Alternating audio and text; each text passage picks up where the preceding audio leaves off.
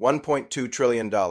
That's China's trade surplus in 2025. The biggest number in the history of global commerce ever. It's up 20% from last year. And here's the wild part, it happened under Donald Trump's tariffs. Remember those? The bold plan to slap Chinese goods with massive duties, to bring jobs back, to shrink the trade gap. Well, U.S. imports from China dropped 20%. On paper, it looked like it worked, but China's exports?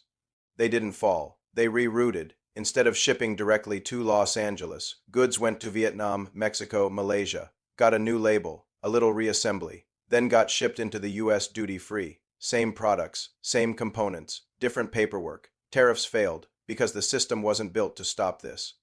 And here's the thing, this isn't just about trade. It's about your job, your industry, your retirement fund. So in this video, I'm going to break it all down. How China beat the tariffs, where that $1.2 trillion surplus is really coming from, who's getting crushed, and the 5 moves the US must make before it's too late. Let's go. Let's set the stage. In 2025, China posted a $1.2 trillion trade surplus. Let me repeat that, $1.2 trillion. That's not just a record. It's the largest trade surplus ever recorded by a single country in modern economic history. No nation, not Germany, not Japan, not oil-rich Saudi Arabia has ever hit a surplus that big. It's 20% higher than China's own number in 2024. So, how? First, forget what you think you know about Chinese exports. This isn't toys, t-shirts, or plastic furniture anymore. That era is over. Today, the surplus comes from steel, electric vehicles, solar panels, batteries, industrial robots, semiconductors. We're not talking about the bottom of the supply chain. We're talking about the bones of the future global economy. So you'd think, wait a second. Didn't Trump put tariffs on all this? Yeah, he did. In 2018, the US imposed tariffs on hundreds of billions of dollars worth of Chinese goods. The goal? Shrink the trade deficit, force companies to decouple, bring manufacturing back to the US. For a moment, it looked like it worked. Direct US imports from China fell by 20%. But here's what I found when I dug into the customs data at the exact same time. U.S. imports from Vietnam, Mexico, and Malaysia shot up, and not just in random goods, but in the exact same product categories China used to dominate: electronics, EV components, solar tech, same HS codes, same volume, different shipping routes. And when you trace the components, they still come from China. That was my wait a minute moment, because it wasn't just a workaround, it was a strategy. A coordinated supply chain level reroute to neutralize the tariffs without slowing exports. And it worked, that $1.2 trillion surplus. It's not a fluke, it's the result of planned circumvention at scale. Coming up, I'll walk you through exactly how it works step by step and why the US got completely outplayed. Alright, let us break down exactly how China turned Trump's tariffs into a punchline and built the largest trade surplus ever recorded in the process, because this wasn't an accident. It was a system, and it works like this. Step 1, the US hits China with tariffs, billions in duties. Electronics, steel, EVs, solar panels, nearly $500 billion worth of goods. American ports tighten up, importers shift sourcing. Trump calls it a win. Step 2, Chinese exporters take the hit briefly. Direct exports too. The US dropped 20%. On paper, it looks like the US is winning. But behind the scenes? Step 3, China starts rerouting. They don't stop making the goods. They start sending them to third countries. Vietnam, Malaysia, Mexico, final assembly happens there. Sometimes minor, sometimes real. Then the product gets relabeled, made in Mexico or made in Vietnam, and enters the US duty-free. I trace this in shipping. Manifests between 2020 and 2025. US imports from China, down 20%. US imports from ASEAN and Mexico, up 33%, but the component origin? Still Chinese, same solar cells, same battery packs, same circuit boards, just a different final screw, and this isn't a gray area. It's a well-oiled pipeline. Chinese factories send semi-finished goods to Vietnam. Vietnamese firms slap on the final piece, and boom, origin rules satisfied. Tariff dodged. The technical term? Transshipment. The real term? Loophole abuse, but perfectly legal. Now let's talk what's inside that $1.2 trillion surplus. It's not fluff. It's hard industry. Steel. China exported 119 million tons of steel in 2025. That's the most any country has exported ever, up 7.5% from 2024. And here's the twist. They sell it below market price. Why? To crush foreign steelmakers. Margins be damned. It's about volume and dominance. Electric vehicles. China exported 2.6 million EVs. BYD, China's electric giant, overtook Tesla in global sales. Their cars are now cheaper, faster to ship, and increasingly rebranded by Western companies. Solar panels. China shipped 235 gigawatts of solar capacity in 2025. That's enough to power most of Europe and Western startups. Can't compete. Cost per watt. China's panels sell for 30-50 less. No one else can match that without burning cash. Here's why this works. China doesn't just make products, they build the entire ecosystem. Raw materials, they own the mines, midstream processing, they control it, final assembly, fully subsidized, shipping logistics, optimized, they build the supply chain end to end and then weaponize it. Chinese companies lose money for years to kill the competition, then raise prices once the market clears out, and the Chinese government backs them the whole way. Soft loans, tax holidays, land for free. No Western company can match that. Not Tesla, not SunPower, not Nucor. Let's look at the timeline. Back in 2020, China was already dominating global exports. But US tariffs threw a wrench in that machine. So between 2020 and 2025, they built the workaround. New plants in ASEAN, strategic investments in Mexican assembly firms, free trade deals to clear customs faster. They spent billions to reroute and it paid off. In 2025 alone, Vietnam became the top U.S. electronics exporter, Mexico became the top U.S. auto parts supplier, ASEAN tripled battery exports to the U.S. But trace the wires, trace the plastics, trace the lithium, still from China. This is what Trump and honestly most of the West missed. Tariffs don't work when you leave 20 back doors open. You block the front entrance. China builds a tunnel. And unless you trace the entire supply chain component by component, you'll never stop it. That's how they hit $1.2 trillion in net exports. That's how they neutralized the biggest tariff war of the century. And that's how they're now eating entire Western industries. From the inside out. Next, I'll show you exactly who benefits from this surplus and who's getting steamrolled. Let's talk about winners and losers, because every time China wins a new trade channel, someone else loses a factory. The first big winner is China's state-backed industry giants, companies like BYD, Cattle, Bay Steel, and Trina Solar. These aren't just private firms, they're extensions of state policy. They get zero-interest loans, cheap land, guaranteed demand from domestic infrastructure projects, and freedom to sell abroad at prices no capitalist company could survive on. And guess what? It works. BYD's EVs are now showing up in Mexico, Brazil, Southeast Asia, and even parts of Europe branded under third-party names. Their pricing undercuts local players by 20–30% with better battery range. Meanwhile, Cattle's batteries are now so dominant, US startups are stuck importing Chinese components just to stay alive. The second-tier winners are Mexico, Vietnam, and Malaysia. These countries didn't become tech manufacturing powerhouses. Overnight, they became conduits. China sends near-finished goods. These countries do light assembly, packaging, maybe a firmware flash in return. They get export credit, new factories, and rising GDP. But make no mistake, value creation still sits in China. These beneficiaries are middlemen. Then you've got the freight and logistics firms, especially in Shenzhen, Guangzhou, and Hong Kong, who figured out how to cut shipping time and cost on rerouted exports. They're making billions running the invisible superhighway between Chinese supply and US demand. Now for the losers. Start with the US industrial base, American steel mills.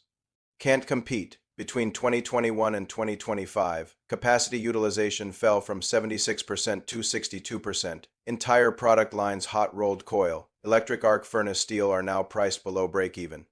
In the EV sector, US firms are being pinched from both ends. On the high end, Tesla is facing Chinese price pressure. On the low end, new American EV startups are being starved of market share before they even scale. Solar? It's almost game over. US-made panels cost 40–70 more than Chinese ones, and when buyers have to hit cost per watt benchmarks, guess who wins? But here's where it gets personal.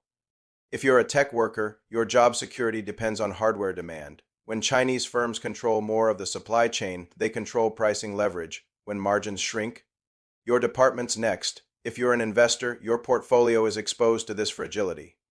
You think you're diversified across sectors, green energy, infrastructure, AI, but the supply chains all trace back to China's industrial base. If you're a consumer, you may love low prices today. But when domestic firms fold, when jobs vanish, when innovation pipelines die off, the cheap stuff stops being cheap. It becomes a monopoly tax, and that's the twist. That $1.2 trillion surplus isn't just an economic metric. It's a pressure valve, a warning signal that the global system is absorbing more than it can handle, and it's going to blow somewhere. In the next section, I'll show you where it's happening right now, how this surplus is shaping the world today, in policy, in markets, and maybe in your wallet. Let's make this real. Because a $1.2 trillion surplus isn't just numbers on a spreadsheet. It's a scoreboard, and every surplus has two sides, the seller and the buyer, the winner and the loser. So who's winning? Start with China's industrial state champions. BYD is now the largest TV exporter in the world. Not because they make the best car, but because they make the cheapest competitive one, and because they own their supply chain. From lithium mines to final assembly, it's all under one roof or one province. CATL, the battery giant, is supplying not just Chinese firms, but also European automakers who gave up on local battery development. Even Tesla sources from them. Chinese steel companies base steel, unsteel, and a dozen others have so much excess capacity. They can sell below cost and still keep workers employed and GDP rising. It's not about profits, it's about control. These are not companies chasing margin. They're tools of statecraft. Next winners? ASEAN and Mexico. They're not making the money, but they're making the throughput. Warehouses, customs brokers, light assembly factories. Every time a container reroutes through Hanoi or Monterey, someone gets a logistics fee. It looks like development. It smells like progress. But if you check the ownership, a shocking number of those local firms are Chinese-backed. Now, let's flip it. Who loses? Start with U.S. manufacturing workers, the kind of people Trump promised to protect. In 2025 alone, over 120,000 manufacturing jobs were lost in steel, solar, and battery-related sectors. Companies aren't announcing mass layoffs. They're just not hiring, delaying projects, closing down expansion plans. It's a quiet erosion, and it's brutal. Next, Western startups in EVs and green energy. These companies are trying to compete with a supply chain that's been nationalized by China. You can innovate your way out of a market where your raw materials cost 40% more, your workers don't get subsidies, and your competitors are pricing at a loss just to kill you. That means fewer IPOs, less VC interest, and a tech ecosystem that starts cannibalizing itself. Then there's the average American consumer. Yeah, you're saving money short term, a $600 Z-bike, a $150 solar panel kit, but what you're really doing? Buying deflation now, and paying for it later. Because once U.S. firms die off and China controls the full supply chain, prices go back up, choice disappears. And you're locked into one supplier across entire industries, and then come the investors. You think you're holding a diversified tech ETF? Think again. If Apple, Tesla, First Solar, and GE all depend on components from China, that single point fragility, dressed up as diversification, a hiccup in Guangdong, your whole portfolio dips, a trade policy shift, same thing. And let's not forget governments themselves. When they try to subsidize local industry, China undercuts them. When they try to protect jobs, China uses trade partners to reroute. So they end up doing both, subsidizing at home while importing the same goods from overseas, which means higher deficits, more inflation, and less industrial. Resilience, in short? China wins, its proxies win. The rest of the world pays the price slowly, invisibly, and structurally. And that's the trap. The $1.2 trillion isn't just a surplus. It's the cost of letting the global supply chain become a Chinese export strategy. And if you think that's the end of the story, just wait for what they're planning next. Let's talk about where we are right now. It's 2026. The US-China trade war is technically in its 8th year.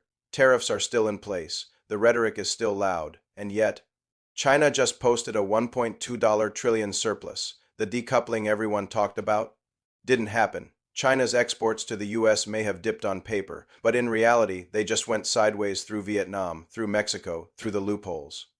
And here's the part no one wants to say out loud. Trump lost, not because his strategy was wrong in theory, but because he played it alone. While the US was taxing containers, China was building corridors with ASEAN, with Africa, with Latin America. They weren't just selling goods, they were exporting dominance. Let's look at some live data points. Mexico is now the #1 exporter to the US in several key sectors: electronics, auto parts, and industrial components. But where do those goods come from? Over half include Chinese origin parts. The tariff didn't stop the flow, it just added stops along the way. In Vietnam, exports of solar panels to the US tripled in 18 months. But factory blueprints, machinery, and even chemical precursors? All trace back to China. Europe's starting to notice too. In late 2025, the EU launched an investigation into Chinese EVs, subsidy abuse, anti-competitive pricing. Sound familiar? And the global response? Still fragmented, the US pushes tariffs. The EU considers carbon borders. Japan tiptoes. Canada lags. India eyes protectionism but depends on Chinese imports for its own solar buildout. Meanwhile, China is not waiting. They're turning that $1.2 trillion into soft power. Loan deals in Africa, infrastructure projects in South America, and more importantly, petro-yuan energy trades with Saudi Arabia, Iran, and Russia. Every dollar China earns from the surplus, they're using it to reshape the trade routes themselves, which means this isn't just an economic imbalance anymore. It's a strategic one. Here's what that looks like. China floods the market with cheap solar panels. U.S. firms collapse. China sells cheap EVs to Latin America. U.S. brands lose foothold. China invests in rail and ports across the global south, earns loyalty. China builds the payment rails, shifts trade to petro-yuan and the U.S., still trying to plug one tariff hole at a time. You can't beat a state-run industrial strategy with solo tariffs and free market wishful thinking. The system is rigged, but not by lobbyists, by infrastructure. Unless the U.S. builds its own network, this won't stop. The surplus will grow, the pressure will rise, and next time it won't be EVs or steel, it might be AI chips or space, infrastructure or quantum tech, and you'll still be asking, why are we losing? Okay, so what now? If tariffs didn't work, if decoupling is a myth, if China's surplus is still growing, what the hell can the U.S. and by extension you actually do? Turns out there are options, but they're not easy, and they're not fast. Here are 5 non-obvious but absolutely necessary steps. Step 1. Stop the origin games. You want to fight back? You start by tracking every screw, every circuit, every solar cell back to its real source. That means tightening origin rules. No more assembled in Mexico if 90% of the value came from China. U.S. Customs needs to get smarter digital audits, blockchain supply trails, forensic sourcing. If it says non-China, it better mean it. Step 2. Build an actual trade alliance. One country can't stop a global reroute. You need a standardized multi-country coalition, EU, Japan, Canada, Korea, using the same anti-dumping rules, same enforcement timelines, same blacklist of subsidy abusers. Trade policy isn't just economics, it's infrastructure. And right now, the U.S. is fighting on a broken bridge. Step 3. Weaponize non-tariff barriers. Tariffs are easy to dodge. But what if the rules made Chinese goods more expensive? Carbon tariffs, ESG scoring, labor standard thresholds, product certifications, not protectionism standards, ones that force China to either raise prices or lose access. Step 4. Rebuild U.S. industry on purpose, not with press releases, with actual capacity. Yes, it's more expensive to make stuff in the U.S. That's the price of strategic autonomy. If you want secure EVs, you need battery plants. If you want solar resilience, you need panel fabs. If you want to compete, you need to spend. Let the government be the buyer of first resort, like DARPA did with the internet, like NASA did with SpaceX. Industrial policy isn't a dirty word anymore. Step 5. Hit the choke points. China dominates exports. But it still needs critical imports, especially in chips, AI infrastructure, industrial software, and high-performance materials. Use that leverage, block export of choke point technologies, force reciprocity, tie access to reform. You don't win by matching their cost advantage. You win by controlling what they can't replace. Final thought. You buying a cheapy bi-core solar kit today? It's not just a deal. It's a vote for which system survives, for which industry dies, and for whether your future job exists, because this $1.2 trillion isn't about goods crossing oceans. It's about power. And the longer we pretend tariffs are enough, the more that power shift ceased. Stay tuned.